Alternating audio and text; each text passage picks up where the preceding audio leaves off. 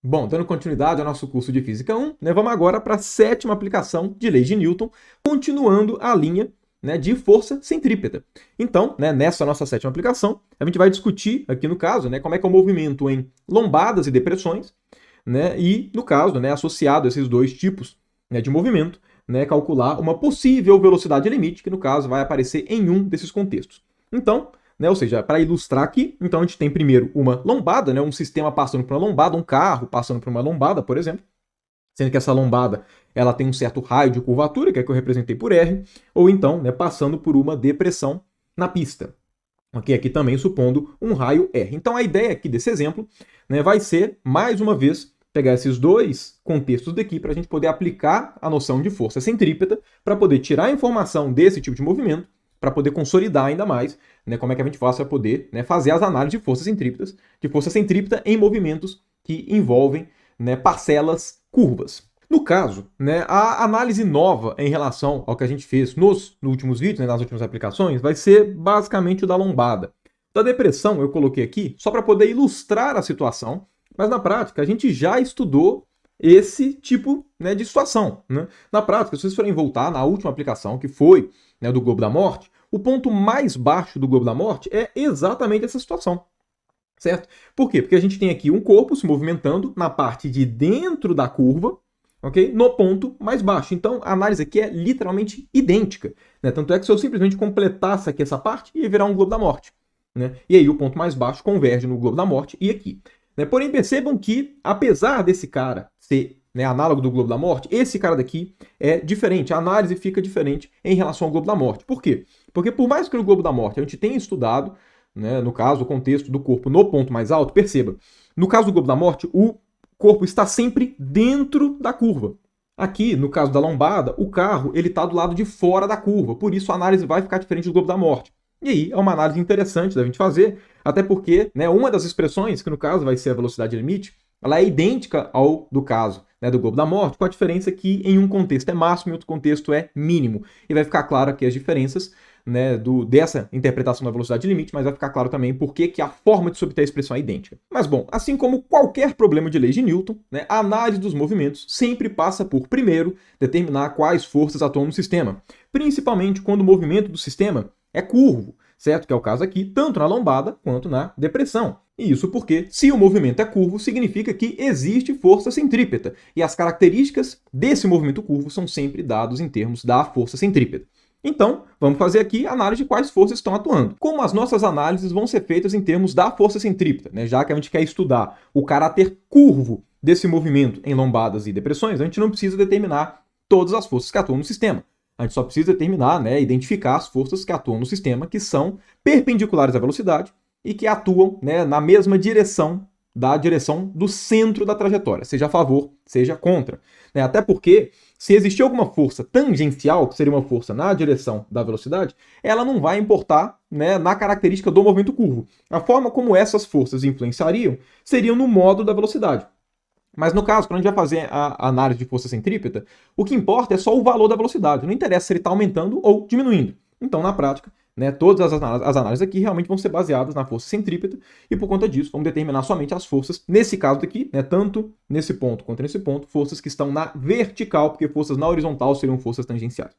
Então, né, vamos lá, em ambos os casos, a gente tem força-peso, então força-peso aqui e força-peso aqui, e nós também temos a força normal, que é sempre, né, da superfície para o corpo, né, e por consequência aqui vai estar na vertical. Então vamos lá, primeira coisa que a gente já consegue falar de cara. Deixa eu pegar uma outra cor, pegar roxo. Vamos lá, nesse primeiro caso daqui, a gente sabe que a força resultante na direção do centro tem que apontar para baixo, enquanto no caso da depressão tem que apontar para cima.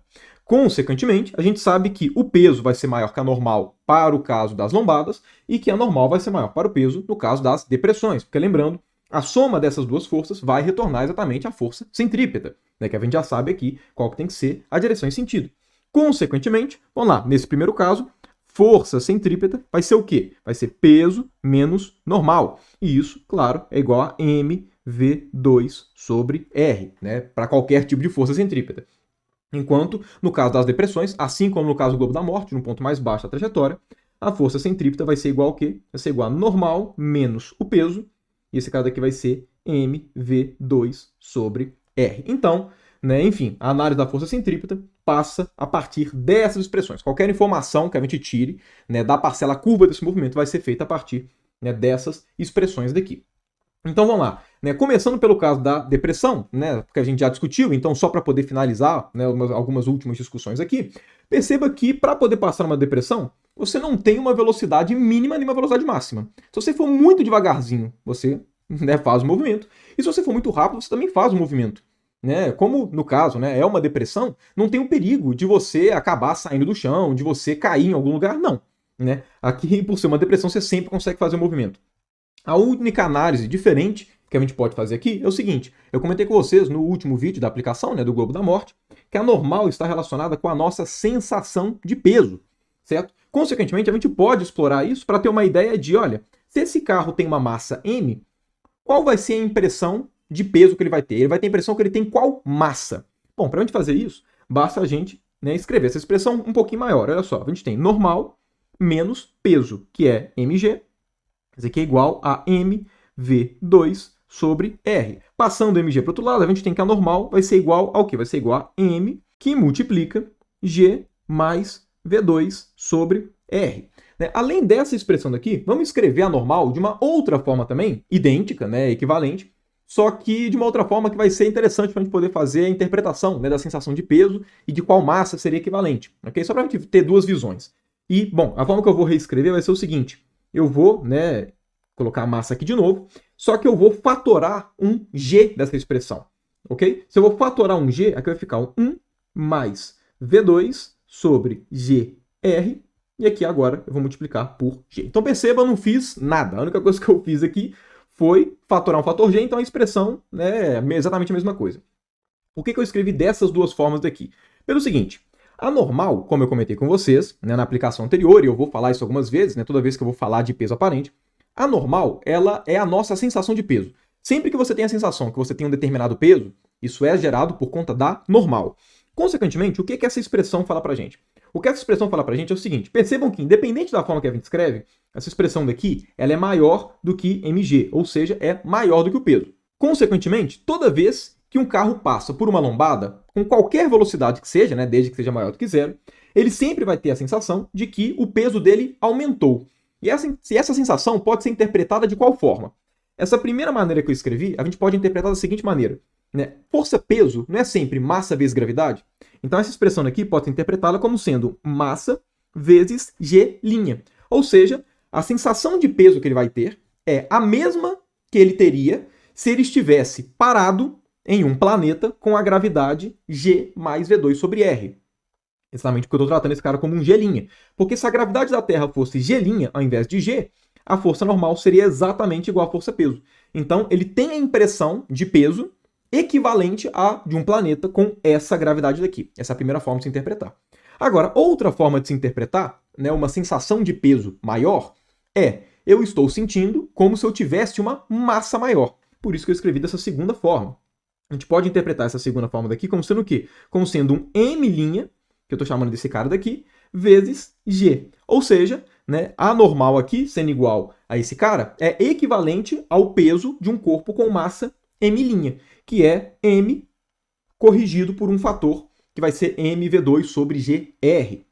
Ok? Então, enfim, de qualquer forma, né, a gente percebe que ele vai ter uma sensação de peso maior. E a gente pode interpretar isso como se ele estivesse em um lugar com uma gravidade maior, ou como se ele tivesse realmente aumentado a massa por esse fator. Então, né, enfim, escrevi essa expressão só para deixar claro, né, qual que é essa impressão de aumento de peso dele, ok? Se você souber a velocidade e souber o raio, né, da trajetória, né, o raio de curvatura, perdão, então a gente consegue determinar, né, qual que seria essa impressão, né, de aumento de massa, que seria m vezes esse cara, ou então qual que seria a impressão do aumento da gravidade, que seria por esse fator daqui, ok? Então, enfim, é só essa análise que eu vou fazer aqui, né, para a depressão, porque não existe velocidade limite, e é idêntico ao caso do globo da morte, então, né, eu acho que não traz nada de muito novo. Então, tá aqui, né, qual que é a sensação de peso, né, quando se passa por uma depressão.